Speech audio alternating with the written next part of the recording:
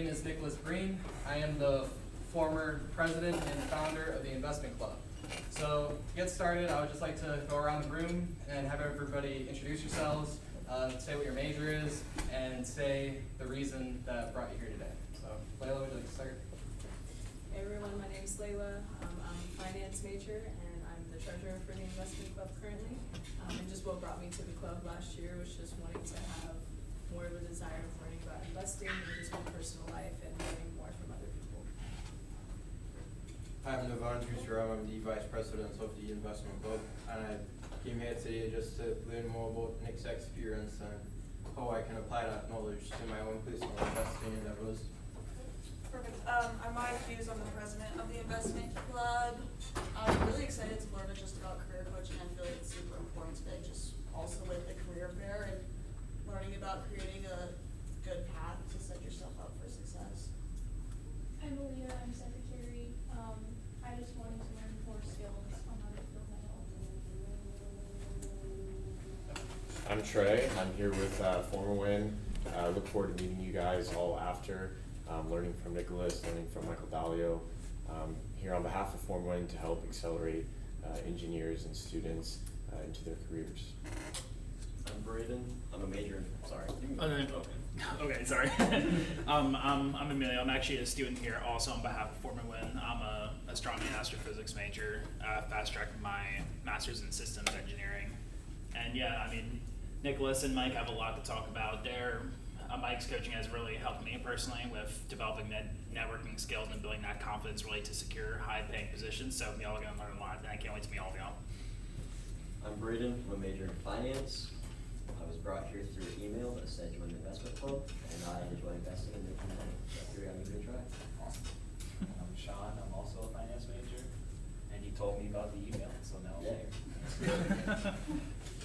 Hi, my name is Victoria. I'm a meteorology major and I'm minoring in aviation management, and I'm here to learn about more about business and general like career coaching and how important it is to actually have business skills and to get more knowledge on that. And I'm here also because Ricardo promoted that meeting for today, and I also announced that yesterday in my business course, Management Principles with Dr. Baranti. So thank you. Yes. That's awesome. Yes, I'm Ricardo Kanawati. I study finance, and I was introduced to the Investment Club in a class, Basic Economics with Dr. Haif, and now I've been here, and this club also helped me understand business better, and that's how I made the switch from engineering to business. I'm Caleb. I was like one of the people that helped found the club last year with Nick. Yeah, that's great. I'm an aeronautics science major. I'm John. I'm a construction management major, and I didn't know it was Haif, Dr. Haif. I thought it was Habe, so nice. Been saying it wrong this whole time to his face. That's great. Yeah, he gave me a great pitch, and I was like, yeah, sure. Sweet. I'm Karen Hackley. I'm a finance major, and I've been coming to some of the investment club meetings, so I figured I'd come to the career coaching. More information. Excellent. Well, thank you all for introducing yourselves.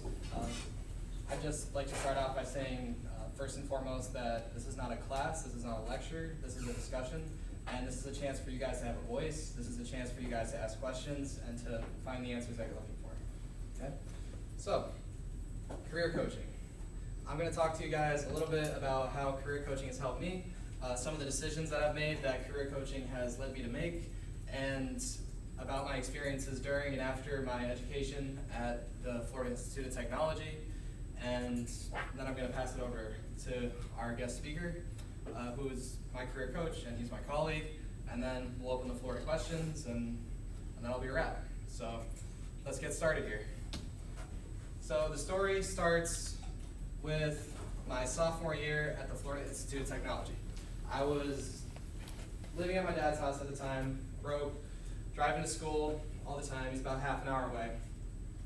And as I was driving to and from school every day, I was listening to audiobooks and podcasts, and I was obsessed with the idea of investing and figuring out ways to be successful and just trying to find new ways to advance myself. And I knew I was meant for more than just doing vector math in Gehring's physics class.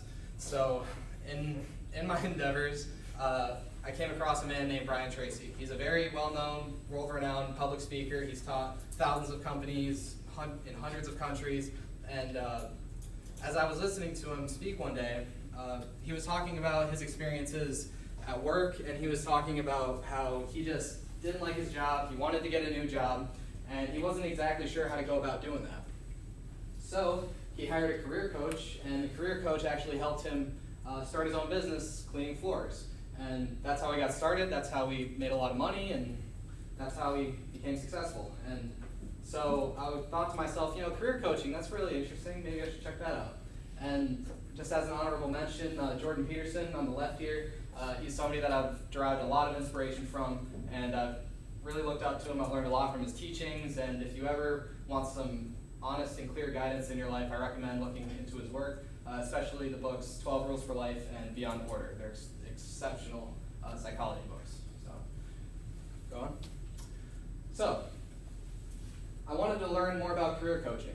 So I called around, I was trying to find different companies that offered career coaching. I came across Mentor Coach, and the owner, Ben Dean, on the left, was the person I came in contact with. And I just asked him, hey, Mr. Dean, do you know anybody who offers career coaching services? I think it's a cool, service, and I just was wondering if you knew anything about it. He put me in contact with Renee Flutie. And Renee, on the right, has been an absolutely influential and impactful and incredible person in my life, and she has influenced my decisions for years, and she has provided a lot of generous, kind support to me in my endeavors. So I just want to give her credit. And, as I was formulating this presentation, I was originally thinking of making some slides about the key decisions that career coaching has helped me make. And then I realized there's not that many huge decisions that it really helped me make. It was more 1,000 small decisions that, influenced my progression over a long period of time. And for example, finding people to speak to the investment club, and people to be on my podcast, and figuring out ways to be a public speaker and an educator. And there was one significant change in my life that Renee inspired me to make. And I'll tell you that right after I tell you about this. So if you ever are stuck, if you're ever feeling anxious or overwhelmed, or you feel like you have a million assignments and you don't know where to start, then I recommend using this simple procedure. I use this all the time. It takes less than a minute, and it's super helpful to organize your thoughts. You got to establish a goal, you write actionable steps, figure out what you need to do to get towards that goal, and then you prioritize them. I like to write A, B, C, D. Execute, work on A, then B, then C, then D, and then repeat. All right? This helps you eliminate the noise from the signal. This helps you focus on what's most important, and this is how you progress towards your goals. So with that being said, at the time, my sophomore year, I was teaching chemistry. I taught chemistry for 3 years. I taught over 600 students, including Devon, and I had a great time. I really enjoyed it. That's a picture of me and Amanda. We taught hundreds of students together, and she's a great friend and family member of mine. And so my sophomore year, I was actually taking mechanical engineering at the time. And I was like, I'm teaching chemistry, but I'm learning mechanical engineering. This doesn't seem to be working.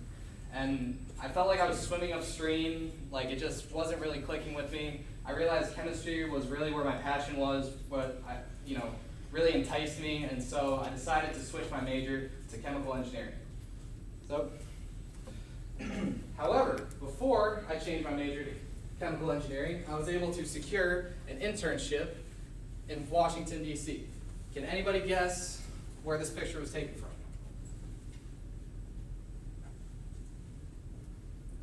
Washington Monument. The Washington Monument, yes. This is from the top of the Washington Monument, right? So that's the World War II Memorial, that's the Lincoln Memorial, that's the Capitol Building, and my house, my apartment was literally just right next to there. It was like a few streets that way.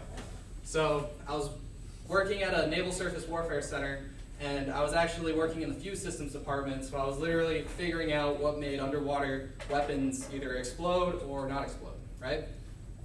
And my biggest takeaway from that is don't work for the government. It kind of sucks. And I realized that's not what I want to do.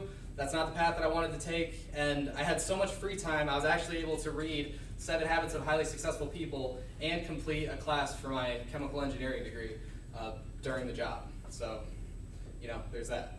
So, anyway, as I'm sure you all are wondering, what about the investment club? When did it get started? Why did you start it? Well, as I told you, I was completely obsessed with the idea of investing and being successful, and somewhere along the way, I met Morgan Betty, and he was actually the one who really had the technical knowledge about investing. He knew about all the softwares, he knew about all the intricacies of it, he was day trading a lot. We got along really well, we were buddies.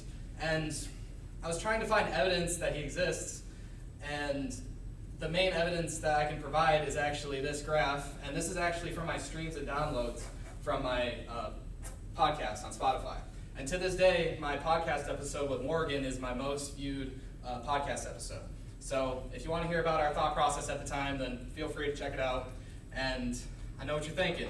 Where can I listen to this? Well, it's called The Brain Show. I now have 3 videos recorded and uploaded on my YouTube page, and the rest of them can be found on Spotify. So if you're interested in learning more about my thought process, then feel free to check it out. This one I actually recorded today with my old history teacher, Dr. Nirmeyer Dahoney. If you ever have an opportunity to take a class with him, I highly suggest it. He's a great guy, very enthusiastic, and he's one of my favorite teachers ever. That's one of my classmates that I'm working with right now in my lab, and this person actually has a condition known as dissociative identity disorder. So, you know how split personality disorder causes you to have like 2 or 3 different personalities? This person has over 100, and they live with them all at once, and everybody gets a turn at the helm, and I found that very fascinating, and so Lucky was courageous enough to be recorded and to be the first person that I talked to on camera. So it's very interesting. It's an easy listen, and yeah, I think you'll really enjoy it if you're interested in checking it out. So me and Morgan were kind of putting together these little meetings. Naman, you remember what they were like? Of course. Yeah, what were those first meetings like? Well, the first meetings, it went well, but obviously now we had a lot less reach back then compared to we do right now. So it wasn't always as smooth one day, but I would say they were very valuable.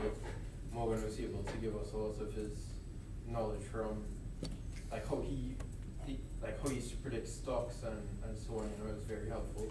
Yeah, exactly. It was a very pure endeavor. It was very, very honest, and it was very, it was exploratory. It was fun. We were just trying to talk about the basics of investing, and it was a good time. And towards the end of my, I guess this would be my my sophomore year. Yeah, not my junior year. Yeah, towards the end of my junior year, I pretty much, Morgan and I were going to go our separate ways for the summer, and, we were just like, all right, we'll get it going again when we get back. So that summer I actually ended up going to Alaska, and I worked at a charter lodge called Kingfisher Charters. And just by the way, I wish I knew this when I was, in your position. I recommend checking out a website called Coolworks if you ever want to go work somewhere over the summer. I had a job lined up at one of the Great Lakes at another lodge, and I didn't end up going there, but it's a great website if you want to go somewhere new for the summer and have an awesome experience. But this one I just knew from word of mouth. So if you go to the next slide, this was the crew that year. This is actually on my birthday. The one in the middle, Pony, that was her birthday too. We had the same birthday. We were roommates. And yeah, so these are a lot of the people that I worked with, and we really had a great time. It was one of the biggest charter lodges on the island, so there was like 70 to 75 guests there at any given point, and my responsibility was to make sure everybody got to and from the airport in the mornings. So it was a fun job. I really enjoyed it, and if you ever get the chance to go to Alaska, go, because it's legendary. So this is a picture that I took from top of a mountain that I hiked while I was there. Hey, Mommy. So yeah, those are actually clouds. So yeah, this is just one of my favorite pictures from Alaska, and I thought you guys might like to see it. And if you go to the next slide, this was actually me literally at the peak of a mountain with my, just looking out at the glory of Alaska. So this is one of my favorite pictures from the time, and I just hope, it serves as an example that if you hike the mountain, then you'll get to the top and it will be glorious. So back to the investment club. I get back from Alaska, and I'm looking for Morgan, and Morgan is nowhere to be found. This dude fell off the face of the earth. I mean, even the guy he was supposed to be roommates with didn't hear from him. So we don't know what happened to him. We don't know where he went. We never heard from him again. And, it kind of sucked because we wanted to make this club happen, and he wasn't there. And Dr. Hav was telling me, like, hey, man, there's still a lot of interest in the club. Is it happening? There was all these questions. And at the time, I was like, I don't know if, I can do this without Morgan. And I came to the conclusion that if it was either me or nobody. Like, either I was going to make this club happen or nobody was going to do it. So I decided to step up to the plate and found the club and put together an executive team and get all the administrative nonsense figured out. And I was able to form the club. And if you go to the next slide, that semester we actually had a few guest speakers to get started. Rod Newcomb, he is the director of the Student Success and Support Center. That's who I work for when I taught chemistry, and if you are interested in tutoring, I recommend talking to them because it's a very convenient and fulfilling line of work, and they really do a great job of running it, so it's a good way to make some money around here. Elijah Ryans, Mondo Grimes, who is Layla's father, and then on the last meeting, we actually had several presentations. Navon and Hugo presented one, I presented one, Joseph presented one, and Mr. Peter Voltaire presented one. So I just wanted to give credit to everybody who helped make that first semester possible. And if you go on to the next slide, we'll see spring 2026. We had Mikhail Noble, Ryan Wagesbeck, Brent Peoples, Dr. Amit Rawal, who's actually my brother-in-law, Brendan McCarthy, and Dr. Eric Swenson, who's a professor here at the Florida Institute of Technology. They all chose to go out of their way and speak to our club, and they really brought it all together. So it was great to have them. So I'm putting the club together. It's my senior year. I'm trying to conquer the chemical engineering degree, which is non-trivial, and teach at the same time and put this club together. And at the time, I ran into a crossroads. And if you're earning an undergraduate degree, you're going to reach this crossroads too. All right? Maybe not today, maybe not tomorrow, but you will face the question of what am I going to do after college? And really the two paths that are obvious are a master's degree or a job, right? So at the time, I realized that just a master's degree seemed like a better option for me. I didn't really find any jobs at the time, and it just seemed like the best path for me, so that's the one I decided to take. Now, at this time, I was also conquering another challenge. So these are the Navier-Stokes equations, okay? And these are the equations that I had to study for master's level transport phenomena with Dr. Tomadakis, right? He told me at the time, he's like, hey man, I teach this class, I teach it better than most people. If you want to, earn your master's degree, I recommend taking it with me, and, because I think you'll be successful at it and it'll help you out down the road. So I thought, all right, whatever, I'll sign up for your class. I gave it a try, and I was like, whatever, I can always withdraw from it if I don't like it. So I did all right on the first exam. And then between the first exam and the second exam, that's when I decided to get my master's degree. And then the second exam came around, and I was just so flustered. I was like, my life depends on this class, and I was so anxious and nervous, I couldn't think straight, and I got a 15 on the exam, right? And that was a downer. Like, that crushed me. So as an act of mercy, he gave us all 20 points to make it possible for us to complete the class. And as time went on, I studied as hard as I possibly could for the third exam. I did my absolute best on the final project. I literally did absolutely everything in my power to make sure that I completed this course and got the grade that I needed. And at the end, I pulled through by 0.3 points. I got the grade that I needed, and I was able to transfer those credits to my master's degree, and that ended up being the hardest 10% of the degree, right? I mean, at UF, there are 8 PhDs who failed this class, right? So this is no joke. And so I was doing that at the time. And after that, I graduated, right? This is my good friend Sophia. We had a lot of classes together, and that's Colton, her boyfriend, and that's Colton's mom and dad, and Sophia's family, and there's me in the middle, and yeah, that was a wonderful day. And so, if you go on, so the question came up where, what am I going to do over the summer? Am I going to do an internship? Am I going to, do a class? What's going to happen? Well, I decided to go up to Alaska again, and instead of being an assistant manager at Kingfisher, I decided to be a deckhand. So I was out on the Pacific Ocean with one of my best friends, ripping fish out of the ocean all summer, and Lord, that was a hard job. I mean, let me tell you, everybody's gangster until you got 8-foot waves and you're 4 hours in on that, and you're on the Pacific Ocean with nowhere to go. And it was hard, man. It really was.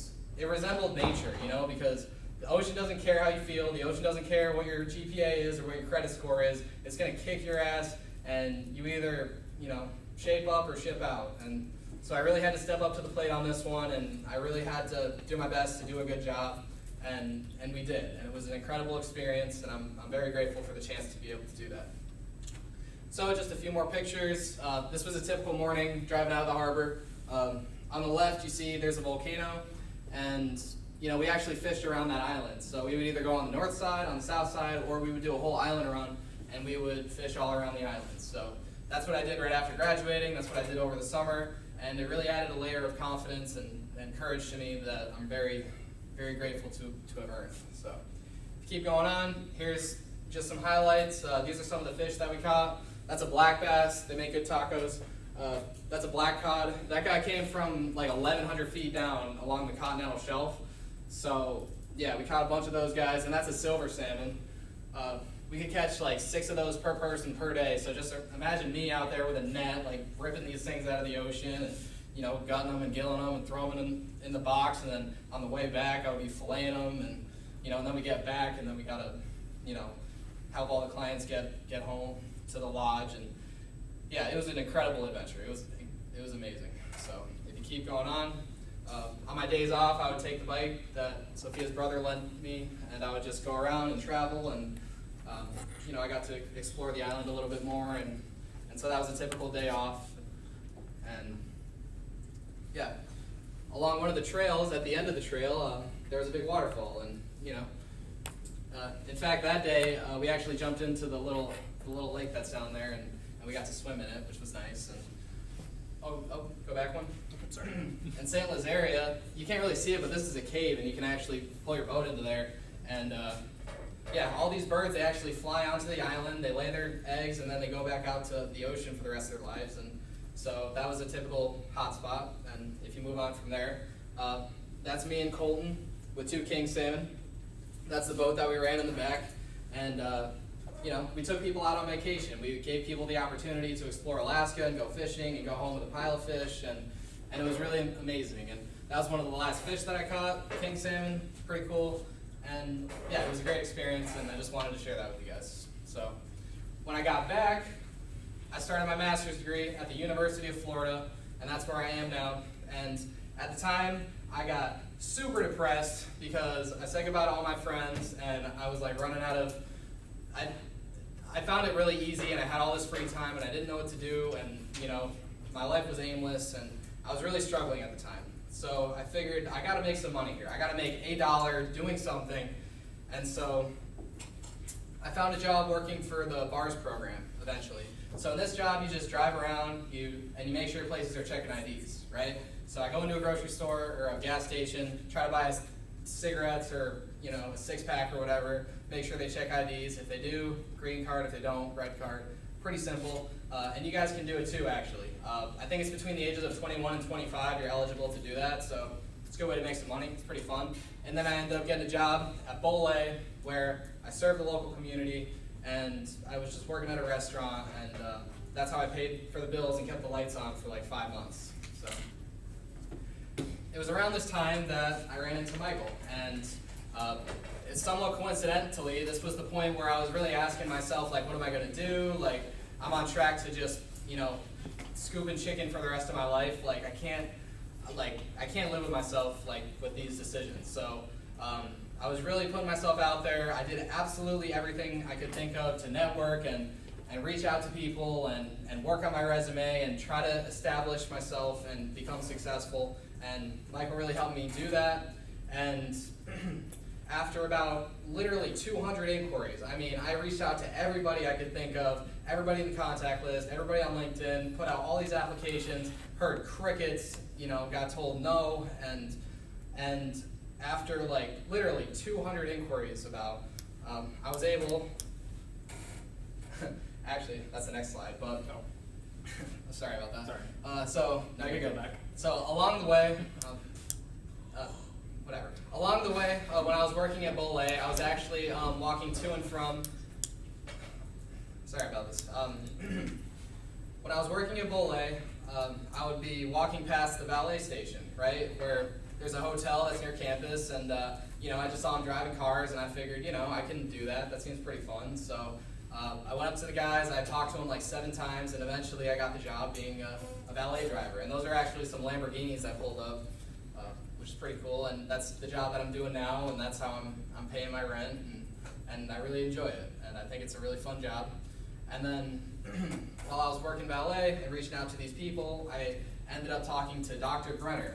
And Dr. Brenner put me in contact with Mr. Bill Cox, who owns this company called Cationics. Now, Cationics is a chemical manufacturing company based out of Melbourne, and I actually was able to sign a contract where I became an outside sales representative for them.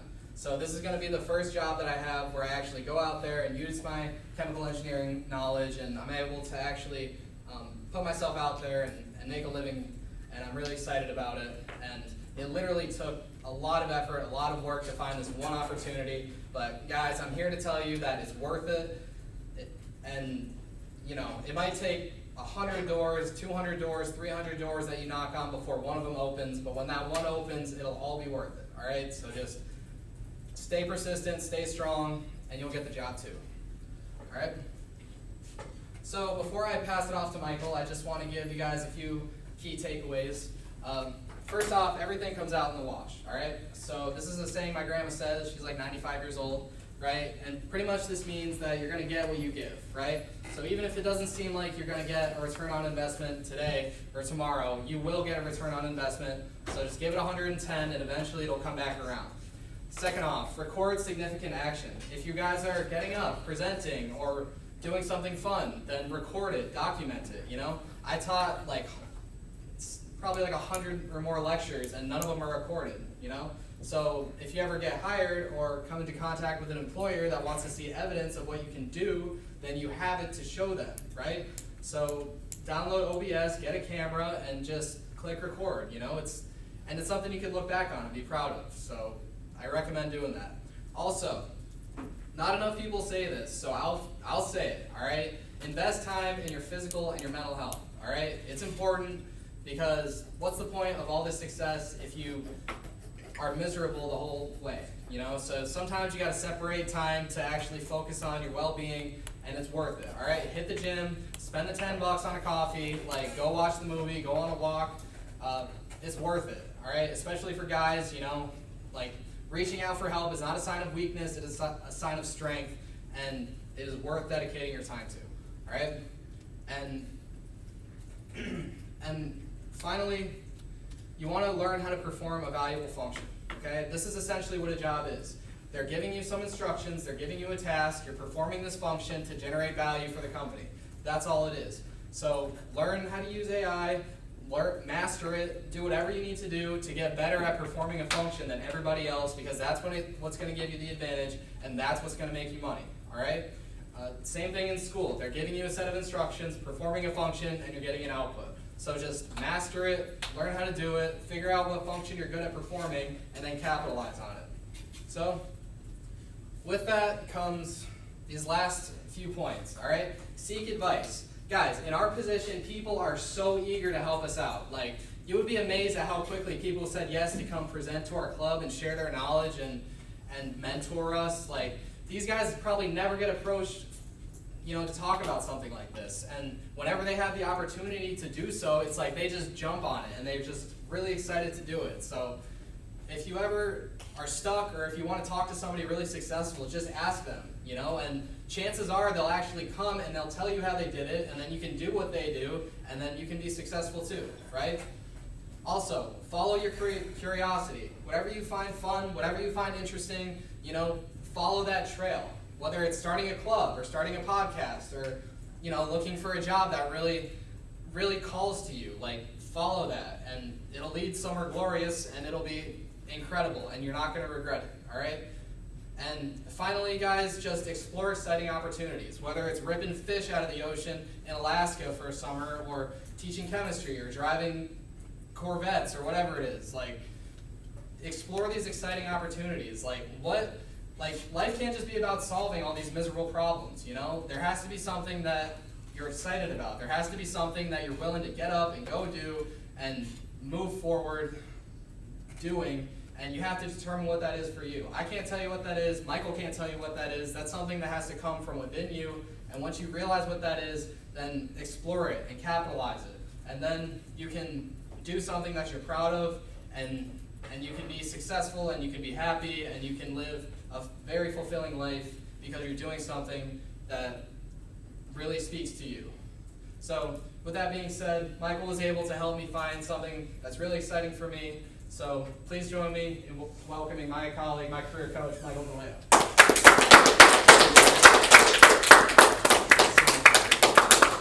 What's going on, guys? How we doing? Guys ready for action? Yes. Let's first off give another round of applause to Nicholas. That was really awesome.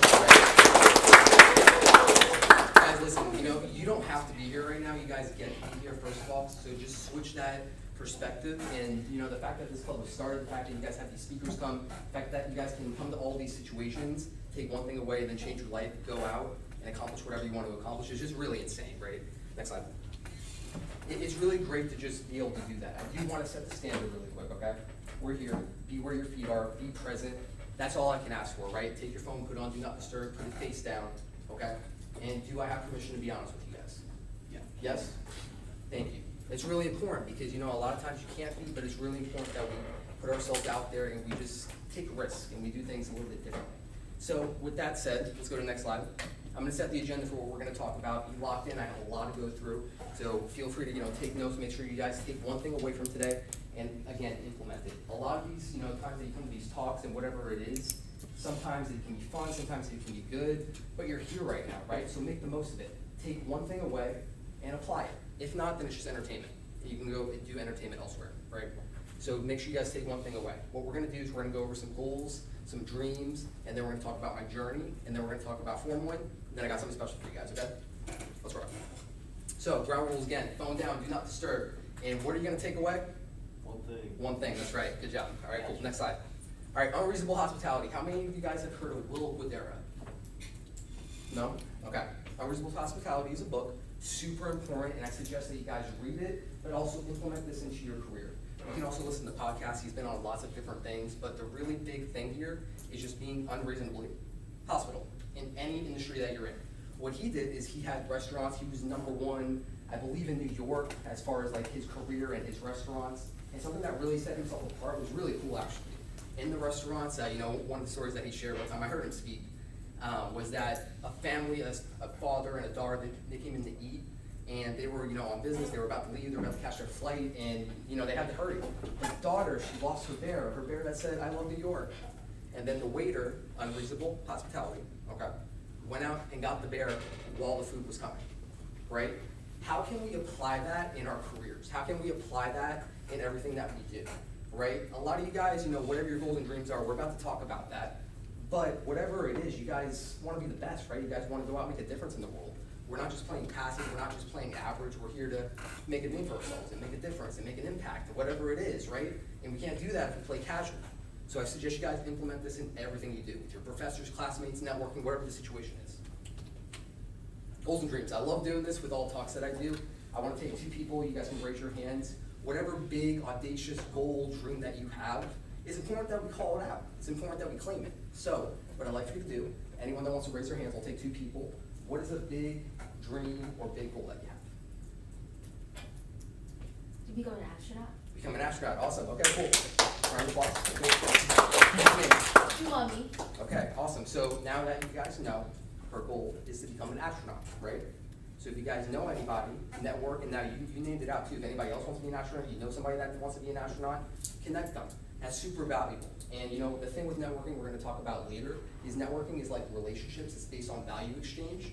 So with that said, how are you gonna add value when someone speaks? How are you gonna add value in every moment that you have? Again, be where your feet are, right? I'm gonna emphasize this a lot. This is us setting the pace here, and then we're gonna get into some details, but again, be where your feet are. That means every conversation you have, every person that you talk to, every single person that you look at, every single thing that you do, you need to make sure that you do it with intent, right? So with someone saying something like that, are you gonna just let it go by, or are you just gonna let it, right? So afterwards, you guys are part of the club as well, right? You know, take accountability for that, you know, make a family. You guys are part of a family now, right? So go out and help everybody. So thank you for sharing that. Does anyone have anything else? One more? Since I'm a meteorology major and aviation management minor, I would like to improve weather models and become a broadcast meteorologist to help people and communities, to save them from severe weather events, considering the changing climate, and to save communities from weather events like tornadoes and hurricanes, and to be there for communities when they need them. That's awesome. That's awesome. You can tell you're super passionate about it by the way you speak, by the way of your energy, right? And everybody should carry that energy with what you're doing, right? If you're not carrying that energy with what you're doing, what are you doing, right? Because then we should probably just switch up what we're doing. That's the biggest thing. A lot of people, whenever they come to me for Formula One and you know to work with us and get coached, I either want them to say, okay, boom, let's go 100%, let's rock and roll, or I want them to just change their whole career mind and just leave with something different, right? But I mean, that's the biggest thing. My goal is to change everybody's lives, and if I can do that, if I can change one person's life, that's all that matters to me. So thank you for sharing that. What's your name? Victoria. Victoria, right? Same thing, guys. Write it down, take action, network, add value. Next. Think bigger does not equal work harder. A lot of times when I ask or you know talk about these goals and dreams, you know sometimes people associate it with, well, you know, I don't want to work harder. I don't want to, you know, like doing something bigger. You know, that's a lot more effort. That's a lot more. Maybe it's you know kind of my family time, personal time, whatever we're doing. But that's not the case. That's not what it is, right? It's more so like, hey, whatever we're doing, we should be the best at it. We should try to be at least, right? Otherwise, again, what are we doing? We're not playing casual. We're here to make a difference. So think bigger does not mean you have to work harder, because you can only work hard so much. You know, I heard someone talking about this before. I don't remember who, but you know, let's just say you're the best at your job, right? Or whatever the case is, you're putting in 80 hours a week, right? Well, how do you get to the next level? What are you gonna put in an extra 80 hours? No, you can't. We all get the same 24 hours, right? So how do we make sure that we set up systems, processes, and make sure that our time is spent wisely, right? So just some food for thought. Next slide. Work-life integration is the biggest thing. You know, everybody talks about work-life balance, and I don't believe in that, because what do we try to balance? Like good, bad, what do we balance? And I don't want to balance, I just want to integrate. Work-life integration, that's a new term. You guys should start thinking like that as opposed to balance. Because if we're trying to balance work with life, we should switch up our work, right? So that we can enjoy our life and not hate going to work, okay? So, all right, so this is important for later, you guys. You know, this is the only time I'm gonna ask you to pull up your phone if you want. Scan this, download the school app. That way, you know, it's important for later. So I'll give you a few seconds to do that. Take a moment. Countdown from, yep. What is the school app? School is really cool. So basically, you know what Discord is, right? Yes. So it's basically like a sophisticated Discord. So we'll talk about it a little bit more later, but like it's really cool. It's a community-based app. A lot of people can make communities. It's really cool. So, all right, 10, 9, 8, 7, 6. You can also just search an app store. 5, 4, 3, 2, shoot. All right, let's get into it, guys. So meet me. I'm not going to read all this, but the point here is I'm an engineer. Obviously, I work at Lockheed Martin. I'm a systems engineer, and I started Formula One for a lot of reasons that we're going to get into. But I'm going to gauge this a little bit differently. Obviously, we're not all engineers in the room, but you know, if you can't take something from this and again implement it, change your life, and learn from it, you got to change your thinking, because you can't. You can learn something from every single person. Okay. So let's go to the next slide. So we're going to talk about my story here. So it starts back when I was born in New Jersey. Okay. I moved from New Jersey to Key West when I was 13. It was a really cool time. I lived on a boat. I fed manatees. It was great. And you know, I found out you're not supposed to feed manatees, but I didn't know that when I was actually 7. I moved when I was 7. But you know, I went to an engineering mag in middle school, high school. It was really awesome, and that's what really got me in my foot in the door. But you know, I flew a plane here as well with Embry-Riddle for a summer camp. It was really cool. I was flying it until the actual pilot took over because we were about to crash, but that's okay. And then I was president of Mu Alpha Theta. It was awesome. That's my first leadership experience. I had an internship in high school. It was awesome. Next slide. Pop quiz. Where did I originally move from? New Jersey. Good stuff. Here Oh you go. my god. Oh my god, dude. Oh my god. Are you sure, Doc? I'm 100%. Okay, sheesh. The reason for this is, again, whenever you guys go to some of these talks, okay, maybe you missed the one thing that could change your whole life, the one perspective, the one note, the one thought, the one process, the one whatever, right? She's paying attention. She's here to learn. She's here to take action. Are you here to take action? Are you here to take action in everything going forward? Lectures, work, whatever it is. Okay, next. All right, back to the journey here. So I actually then started in college. Not sure what happened. Oh boy. Okay, we're gonna have a little fun here with the cutoffs. That's okay. All right, well, we'll see what happens. But so I started working at F-35 Yachts. I'm not getting into technical detail. I mean, you can ask me afterwards if you want, but that was super fun. That was my first internship. And then I was VP of AIAA, Lead Scholars Academies at UCF. I went to UCF, sorry. And that was really fun. I led a group there. I worked at a gym. I also did NASA L Space Academy. Also, Emilio's part of that now too. It was really cool. Remember that X? What is that X gonna be? Shoot. COVID. Oh no, what happened? So, what happened is I actually got fired from Lockheed Martin. They had emailed me and said it was due to my performance. It was around COVID time, so I told people about COVID just because I felt bad about it, but that's not the way to handle it. That's not, you need to own whatever happens in your life, but at that time, it was because of my performance, right? Next slide. What's happening? What am I gonna do? I'm not sure, I'm at a crossroads, right? Like, what am I gonna do? Is my life over? Is my engineering career over? Obviously, I can't work anywhere ever again, right? I'm failed, I'm done. So should I go back and get a master's degree that's gonna buy me more time? Should I go into research because that's some good experience? Or am I gonna be stuck at youth forever? And something really cool that I went into was looking at contractors. And I was gonna wind up working at Donna Air. It was really cool. You guys can go to like a contracting company. And the one I was looking at was Remedy Intelligence. It was really cool. And I was gonna be a technical assembler. And then my goal was to go in there and be the best and then stand out and go into engineering, right? But now I don't know how somebody caught this. They caught it live. I don't understand how they got a photo of me, but next. I was at the gym. Obviously after all that I had to de-stress a little bit, right? So I just went to the gym to kind of unwind and I got a call. I was like, 4:07. I'm in the middle of benching, what am I gonna do? I don't know. Took the call. Hey, next. It's XYZ from Lockheed Martin. I stopped everything, I ran out of the gym. I was like, okay, yes, hi, yes, it's Michael, what's going on? And it wound up, turning into an interview next. And I got hired. So I got hired back again at Lockheed Martin. It's cool stuff. And I'm sure you guys, this is more pertinent in engineering. You tell me if it's also relevant in your field. Have people told you to have like a nice one-page resume, black and white, nice bullet points and everything, right? Yeah. So the second I heard that, I was like, well, I don't like that, so I'm not gonna do that. And this is the resume that got me hired. I had my picture on there, my favorite quote, and this was actually like 5 pages, so super cool. Next. Now this is going into the next journey here. So I interned at the EPG Engineering Process Group, right? Really cool, that was fun. It was a virtual senior design project. That was one of our meetings. And I also worked at Siemens Energy at the same time. So I found a position, it wasn't in engineering, it was in business development. It was just me and my boss, I guess. It was just us two working on this. It was a startup initiative inside Siemens. It was really cool.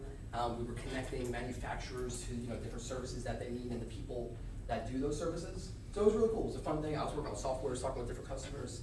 It was really fun, and it was just us two. Question? I actually have a question. Where was that location from Siemens where you worked at?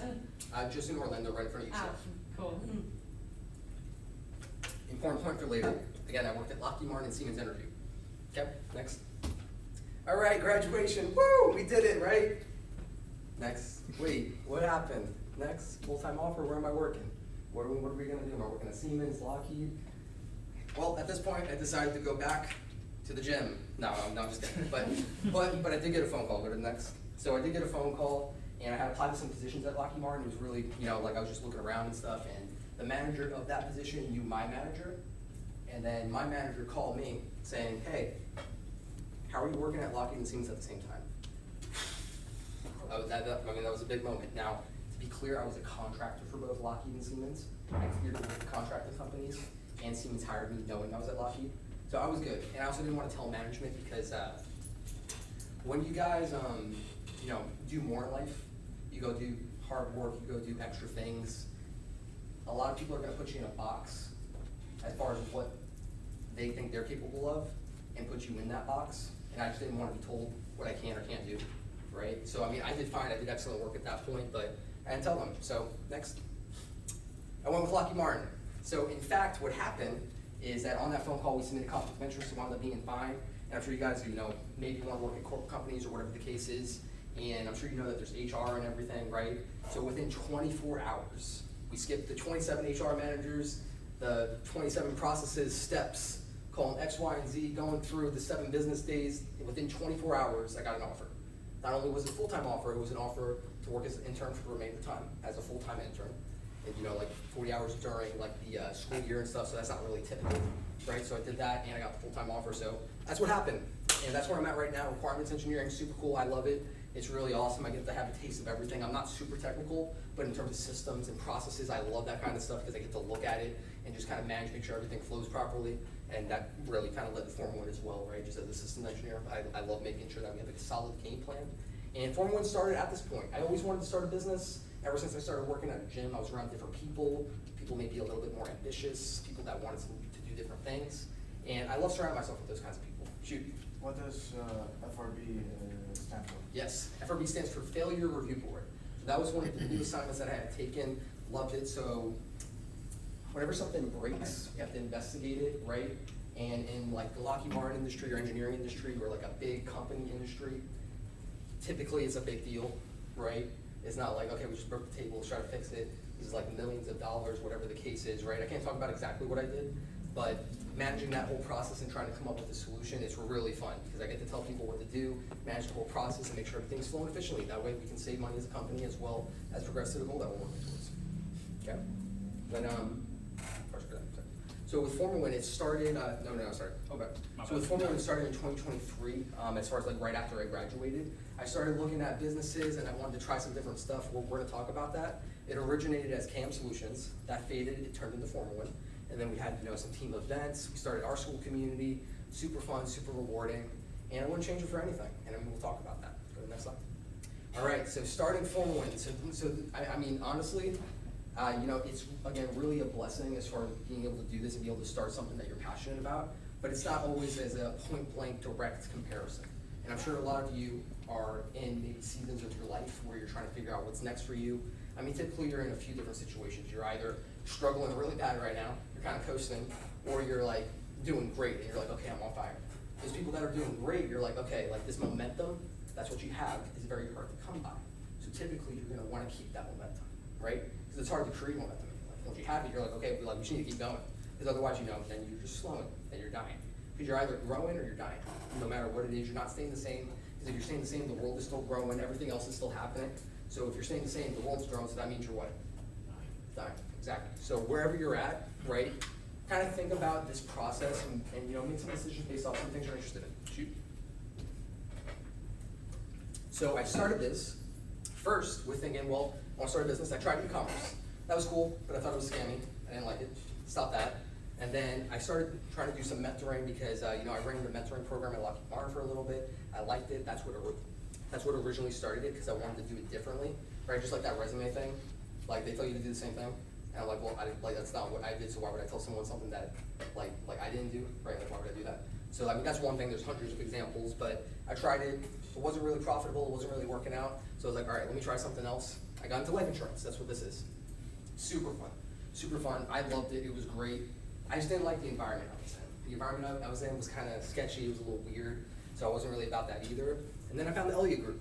So then I called up the Elliott Group, we started working together, and they started coaching me, we made the decision, because I'm passionate about this, and we just made it happen, and that's it. So, next slide.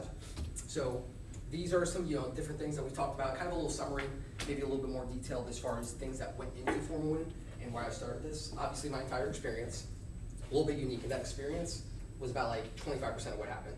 There's a lot more other stuff, but just for the sake of time and compressing it, but lots of fun stuff, lots of other failures. I'm sure I failed a lot more than a lot of you in this room, so don't ever discount yourself, no matter where you're at, what you're going through. Don't do it, because there's someone else in a worse position, or whatever the case is, but you need to decide what you want, and if you're gonna go after it. So that's the biggest thing. So this is a good list, right? Just kind of read through some of that. Again, the biggest thing was like running the Lockheed Martin mentoring program. I mentored people at college as well. That was fun, but same kind of thing. I always wanted a service to take myself to the next level, and I could never find it. And we'll talk about coaching as well a little bit later, but the thing with coaching is I don't want a coach or a mentor that's like, you know, capped out. Like I don't want someone that did the thing and then like now they're done. I want someone that did the thing and is doing more and trying to do something else, right? Because I want to be around people that are growing, constantly developing, and a lot of times, especially in the engineering industry, a lot of people are kind of set with their job and that's it, right? So that's that. Let's get to the next one. Stand out in any group.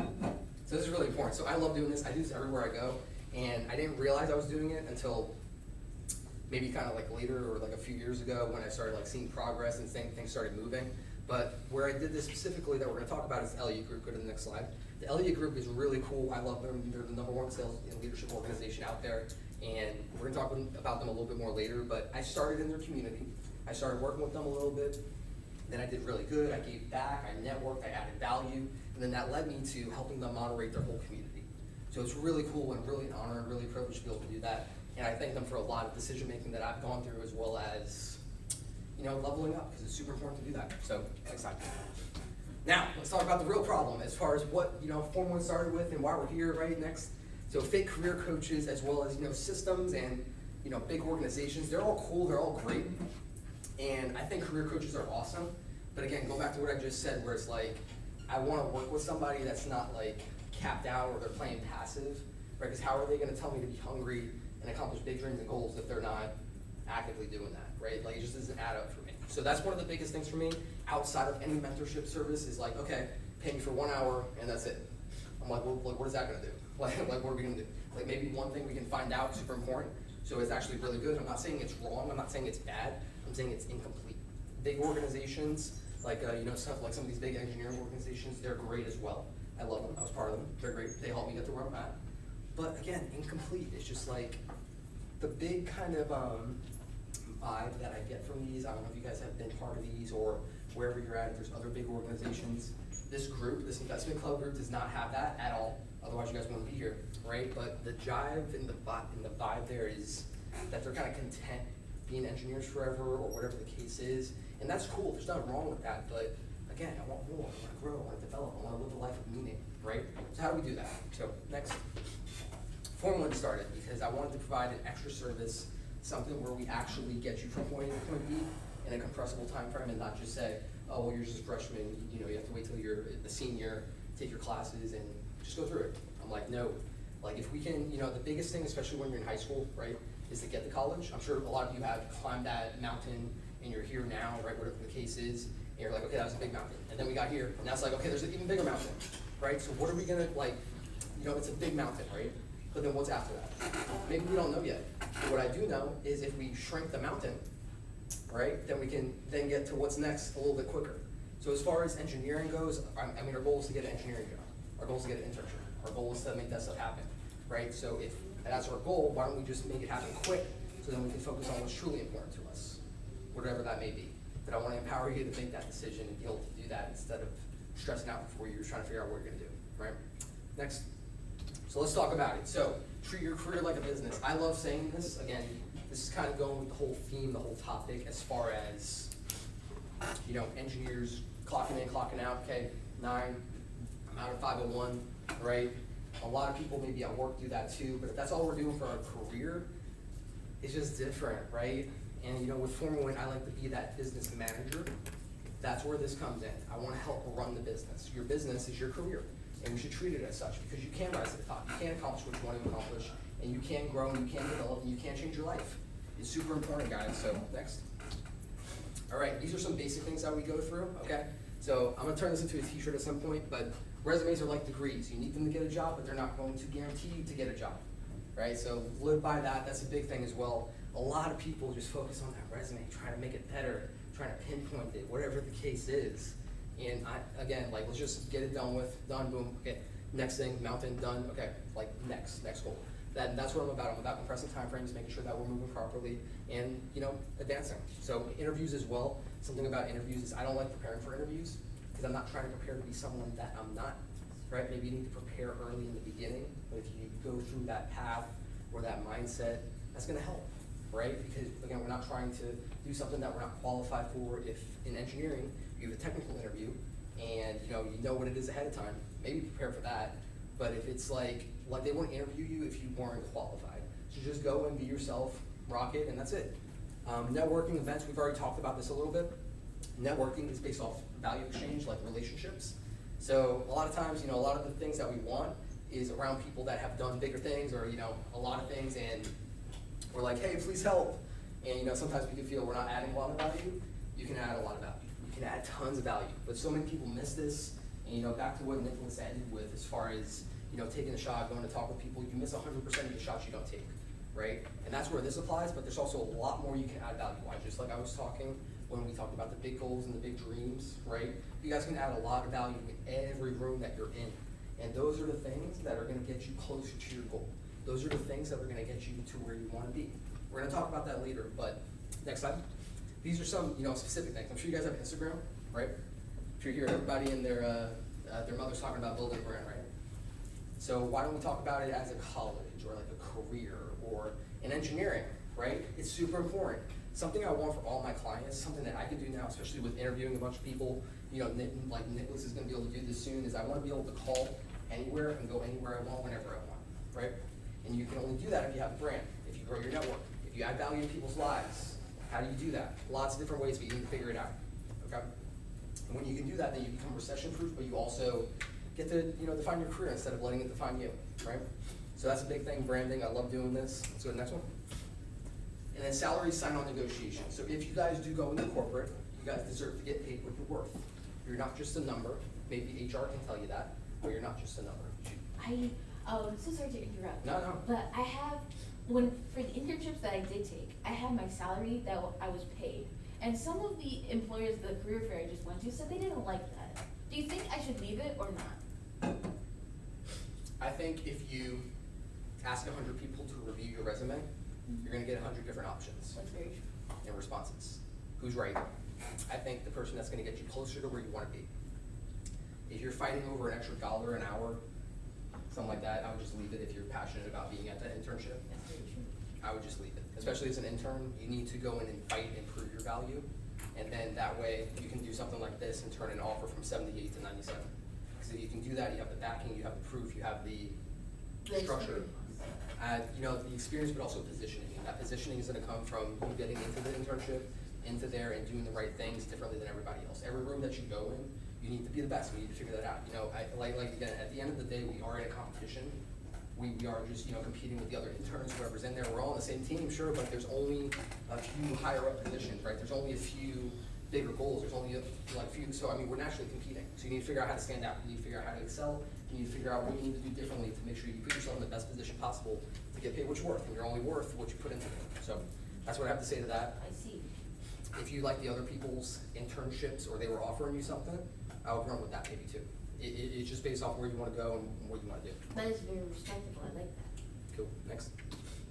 All right, so now the Formula One network. So I love talking about this too because the structure of this is getting your internship, overcoming that mountain, right? Excelling at it, doing what we just talked about, great segue. And then number 3 is post-graduation and what that looks like. It doesn't just stop there. This is something Nicholas talked about, right? If you're building your brand, you're doing this with the right foundation, then you're able to grow strong and do what you want with it, right? Especially with what we're doing with Formula One, right? I'm an engineer, like by day and then doing this by night, I guess. But then all this is growing as far as this, this is what I want everybody to do. This is what I want my clients to do. This is what I want everyone to grow and lean into because this is what, gets you closer to your big goals. This is what opens up more doors. Like I wouldn't have, been part of the Elliott group if I didn't, go and bet on myself, take risks, fail, learn, do different things, right? And you need to find your Elliott group, whatever that looks like, right? You need to find your next opportunity. It doesn't just end at the company that you're at. So that's what I have to say about that. We're gonna be working on some big things as well later. We can talk about that. We're gonna have some startup initiatives come out as well. This is a whole full-fledged, we're starting with coaching, but then it's also what happens after post-graduation. So lots of stuff. Shoot. Coaching. So going back to this, again, I'm just gonna reiterate this. How many of you have mentors in your life? No mentors? Number 1, find one. Okay, so that's step 1. Number 2 is then coaches, right? We talked about this. It's a different type of service. It's a different type of investment in yourself. It's a different type of way to treat your career like a business. It's a different way to level up. It's a different way to get to the next level. But you need to figure out what that next level is. If you don't know what that next level is, it's not gonna hurt by growing a brand, shaking more hands, networking, building everything up. and then you can then choose what you wanna do, right? It's the same thing that I teach as far as us getting to the internship. Then once we're there, then we can do whatever we want, right? Because now we just accomplished the goal, we have our foot in the door, it's gonna be easier to go elsewhere, right? So you need to think about that too. So get mentors, but then I definitely advise you having coaching or whatever that is, whether that's with me, us, or someone else. I don't care. All I care about is you getting closer to your goals. You're only gonna do that if you take it a little bit more seriously and differently than everybody else, right? Next. So, this is I like to call this a relationship bank account, okay? So this is what image I came up with for this. So relationship bank account, we've already talked about it. In a bank account, when you deposit something, what happens? It goes positive. You put money into it. And what happens when you take out? Negative. Takes away, right? So this is the same thing as relationships. If you go shake a hand and you're like, hi, nice to meet you. I love the hair, I love the sweater, really cool. $5 in the bank account, right? And then if you go, you network with someone that wants to be an astronaut, right? And then, you connect them. Okay, maybe that's $10 in the bank account, and then you go, okay, boom, okay, 15, boom, okay. Hey, do you have a position available for me looking to work like tomorrow? Minus like $60. Now we're negative, right? You need to manage the bank account with everybody. And in the bank account, if you don't do anything with the bank account, what is that? Maintenance fees, right? So then all those maintenance fees are gonna add up, they're gonna be a zero, and then you're gonna have to close out the account. No longer gonna have that connection. No longer gonna have that relationship. Okay? So start thinking about your life a little bit differently with this. Start thinking about the networking, the different people you're around, the different people you talk to. All of this is super important. Now, I have a question now. What's the difference between empowerment and manipulation? It's one word, it starts with an I. Integrity? No. It's a good one. Intention. Intention, yes, correct. That is, and like, that's the biggest thing here, right? With this, some people may think like, okay, why are we talking about people that we meet in a bank account? I'm just trying to have fun and, go out, shake a hand and be nice, right? If we're more intentional with our life, then we can empower more people, right? Maybe today we're not getting anything out of that relationship, but what if tomorrow we're able to help them with something, right? We're only gonna be able to help them with something if our bank account is positive with them. Because if our bank account is positive with them, they're gonna have more trust and reliability with us. And then maybe that's what we're meant to do. We're meant to change that person's life. We're not gonna be able to if we don't treat all of these things with intention. Okay? Next. These are examples. I love these. Super important. These align with brand building, LinkedIn recommendations, adding LinkedIn recommendations to any single person that you talk to, any person that you've been in good graces with, really critical. I recommend doing that. Public post authority, that adds authority and credibility to them. Something Nicholas talked about is a lot of these people that you're looking to network with, go shake a hand with, don't get the opportunity to talk about themselves. Don't get the opportunity to, be that position of authority. So if you go out and talk with them, you take the time, you make them feel respected, and you go make a post thanking them, what does that do for them? That, number one, that changes their life. Maybe now they go to work differently and they're like on top of it, whatever that is, whatever that means for them.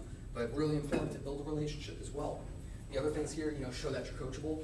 I can't tell you, if you go to a career fair and then a recruiter or whoever it is says, hey, go do this, and you don't go do that, then you show up the next career fair and you're talking to the same person, and you didn't do it. Maybe they remember it, maybe they don't, but if you could then show up and say, hey, I did this thing, you show that you're coachable. That builds such a big amount of trust and positive in the bank account. It's insane. It's insane, guys. If you show that you're coachable with people, they're gonna trust you more, they're gonna give you more responsibility, they're gonna help you out. Because a lot of people, if you just cold approach and say, hey, I'm looking for a job, right, like that's cool, but if you cold approach people and you talk with them, you network with them, you add value, you listen to what they say, right, with the resume thing, if someone says, hey, do this with your resume, and you talk to a few other people, and then they say to do something different, but then you go back to that one person, and they're like, oh, well, did you update the resume? You're not gonna have a good relationship with them, right? So maybe you have different resumes with different people, different groups, different folders, whatever you wanna call it, but I would think about it like that, okay? Next is network for them. Same thing, guys, listen, if you start treating your life intention, start shaking more hands, you start saying hi to everybody, right? You start, hey, okay, cool, what's your name? Wait, cool, all right, boom, okay, all right, so what do you do, what do you do? You start documenting stuff, you start taking it more seriously, you start, going after it like that, then you never know if you're gonna be able to network and connect with whoever, and that's gonna change your life, right? Because you never know when that's gonna apply down the road, 6 months down the road, a year down the road, whatever the case is, okay? I really recommend you guys do this. These are just a few examples too. It's case by case, but it's also, you can make 1,000 examples. The fourth. So, does anyone know who Daniel G is? What is it? Daniel G. Daniel G. Well, he's on Instagram, he's a sales coach, but I saw him speak before. And, he was talking about this. This is a very, maybe egregious example, but, you need to think about this in your life. And Again, the fact that you guys are here says a lot, because not a lot of people are coming to an investment club. A lot of people are just like, okay, I wanna go do my quiz and call it a day, right? So you guys are investing in yourself, you guys take life seriously, you guys are different. First off, wear that on your sleeve, wear that on your heart, and run with that. You guys are different, you guys can do whatever you want in this world. Don't let anybody tell you different. Don't let anybody tell you, oh, that's too big of a goal, that's too big of a dream, that's too big of a X, Y, and Z. No, forget that. Don't put me in your box, I'm gonna go in my own box, right? Okay, but the fork example, so I saw him speak before, you know, him and his team ordered some food, the food arrived, and then they didn't have utensils, okay? So some of the team spent like 30 minutes trying to figure out, okay, who's gonna go get the forks? Are you gonna go get the forks? Are you gonna go get the knives? What are we gonna do? Oh boy, okay, X, Y, and Z. But him, Daniel, the leader, within minutes, he was starting to eat with his hands, right? You know, like I mean, I think it was like a good food. It wasn't like, hopefully not soup, but I'm pretty sure it was a good food, right? And then the biggest thing to think about with that is, okay, again, that's egregious, that's a big example, but how can you apply that in your life? What circle do you have as far as like, are the people around you just scrolling? Are the people around you just wasting their time? Are the people around you getting in study groups and spending half the study group talking about football? Like, you need to apply, you need to cut out the noise, guys, because it's super important that you do that. If you don't do that, then you know you're going to be the next likely person to do whatever that is, right? I'm sure you guys have heard the quote or whatever it is. You're the sum of the 5 people you spend the most time with, right? That's really true, but you know sometimes we think about that. Oh well, I'm not out partying or drinking, but are you auditing it in like this level of detail? Are you? Oh, I forgot what was I gonna say. That's okay. If it comes back to the freestyle. I will. As part of Lead Scholar, so you guys remember that, right? I went to college, I was part of the Lead Scholar program. There's like 20 different types of leadership. Like, I don't remember all of them. There's like transformational leadership, XYZ leadership. And the whole time going through that, I was like, why are we talking about 500 different examples of leadership when everybody should just lead by example and they don't? And if they did, then you know you wouldn't have to do any of the other types of leadership. So I recommend you guys lead by example, wear this on your sleeve, and proactively do this day in and day out for the rest of your lives. It's super important, and when you show up to work, whatever the case is, again, like your work and what you do is not defined by, you know, the time you clock in, the time you clock out. Like just think about your whole life, and on your whole life. Just how I said, be where your feet are, be present with everything that you do. And if you're not, then what are we doing? Because, you know, like I'm sure you guys want to have a family one day maybe, or maybe you guys have a family right now, maybe you have parents, maybe you have whoever in your life that looks up to you, maybe you have somebody that is close to you that looks to you as a leader, that you guys are out here working hard, inspiring them, motivating them, and then you go home and scroll at night, right? Like, what are we doing? So think about that, lead by example. You guys have a responsibility. Every single person in here, right, like especially the president of the club, like all of you guys have a responsibility to go out and chase your dreams, accomplish your dreams, and show the world what's possible. If you don't show the world what's possible, you don't take control of what you're in control of, then you're just not leading by example. And then you're just showing the world that it's okay to play soft or go slow. And listen, you need to spend time with family. You need to prioritize that. Listen, family team is super important to me, and I can't stress that enough. I just saw my grandparents 2 weeks ago, and you know, I had the idea. I was like, maybe I should record them and like talk with them, right? So we did. We did like a whole 3-hour interview talking with them. Like no one else in our whole family heritage has thought of that. Have you guys thought of that? That's a good thing to do, right? So again, how are we treating life? Are we intentional? Are we grabbing by bullhorns? Or are we just going week by week? And the other saying is, what is it? You know, like if you get better once a week, 52 times better a year, right? But if we're intentional about every day, what is that gonna do to your life? You can do what people do in a year in a week, if you're intentional with that week. I promise. Next. These are some testimonials, they're all online. I'm not gonna go through them. Next. Shoot.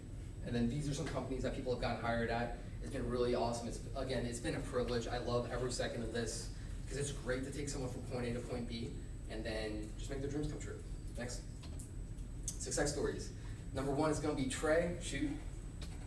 And you know, I mean, we have a lot. I only put 2 up here. Trey for sure. He's been one of the most active, best clients ever. And like I mean, I can't stress it enough because you know, the second he started, like he just started going crazy. The biggest thing I like to do is help with decision making, right? As far as business, you know, treating your career like a business. I like being that business manager, and I can only manage that business if I know what's going on in that business. If I don't know what's going on in that business, I can't help manage it. So I was overloaded with information. That was the best part, you know, and like especially the video too. Like I mean, everybody. The biggest thing I can help with is processing things and making sure it's a favorable outcome. That's what I love doing. As a systems engineer, that's like one of the biggest things, but Trey just went above and beyond with everything he's doing. So he already had an internship, he already had a full-time offer extended to him, but now we're trying to work on the next step for him, which is, you know, get to his full dream. And you're graduating when? August. And you got your full-time offer when? I can accept it by August, but I got it last summer. So that's kind of crazy, right? Like, how do you do that? How do you stand out? How do you be the best in your craft? Crazy stuff. Next, this is one of our active clients that signed up a month ago. I can't stress this man enough. Dave, if you're watching, you're the man. Literally within a month, he's had, I can't even track how many interviews he's had just by taking action on what I tell him to do. And then, you know, we respond a certain way, we approach it a certain way, we go about this like methodical as far as relationship bank account goes. And like, he's been able to do a lot. I'm not gonna read all this, but like, it's been crazy just to see how much he sends me, how much we're working together on.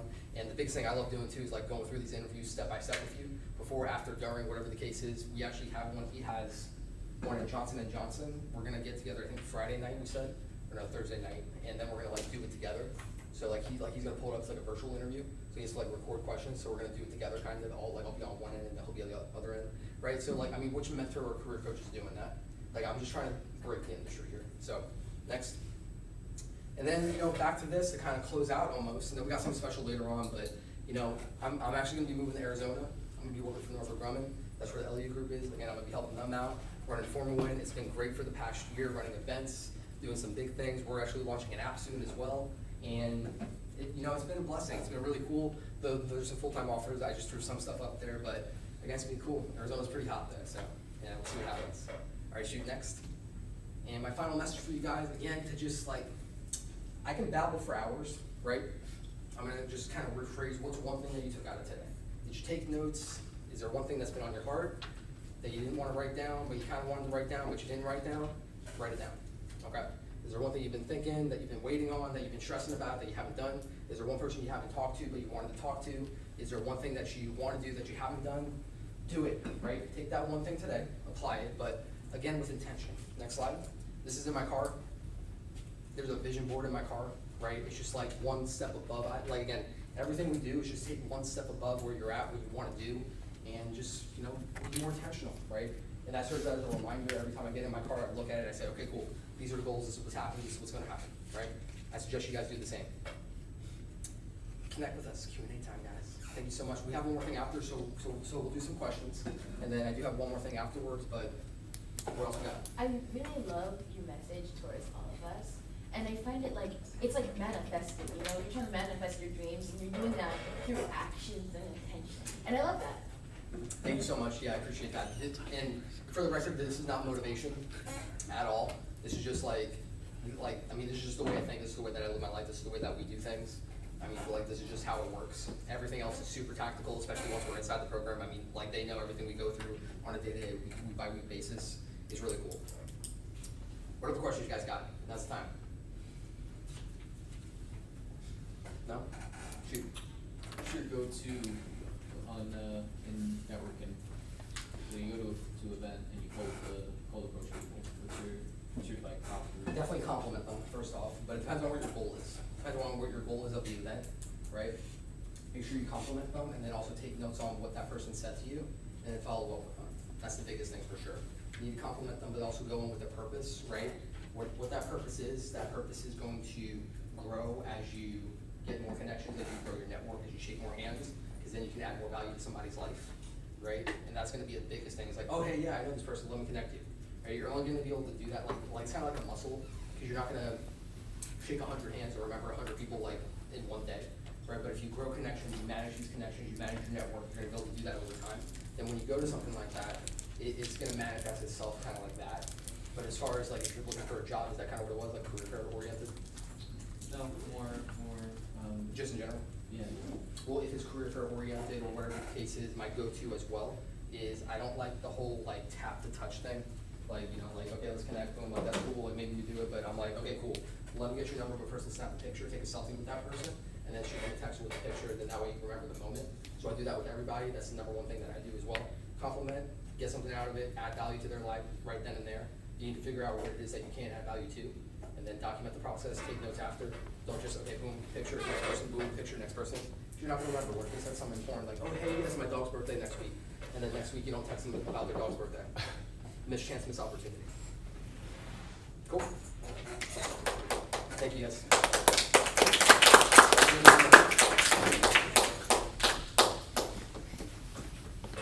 Thank you so much for having me, Nicholas. It's been great. Yeah, it's been amazing. You've been doing some awesome things. Oh yeah. So I just want to mention a few more things. Just while I was back there collecting my thoughts, I just wanted to provide a few more points for you guys. So I just want to say, Michael, I found him to be very encouraging. That was like the main thing that that was like the main reason that I hired him and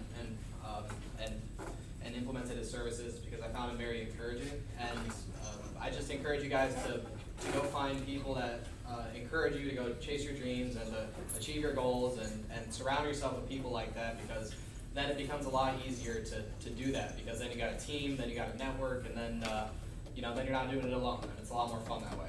All right. And also, I just want to say, finding mentors for this sort of thing is cheat codes. All right. If you want to like mentors can be a catalyst to get you to where you want to be, right? And if you go out there and you ask these people to help you, and you really have a goal, then they will help you, man. And I know you're packing up, just please hear me out. I got like 2 more things. And I just want to say, like, when I first started this club, originally the idea was to figure out how we can invest our money to get the best return on investment, right? And that was a great idea. That is really what got people to buy in.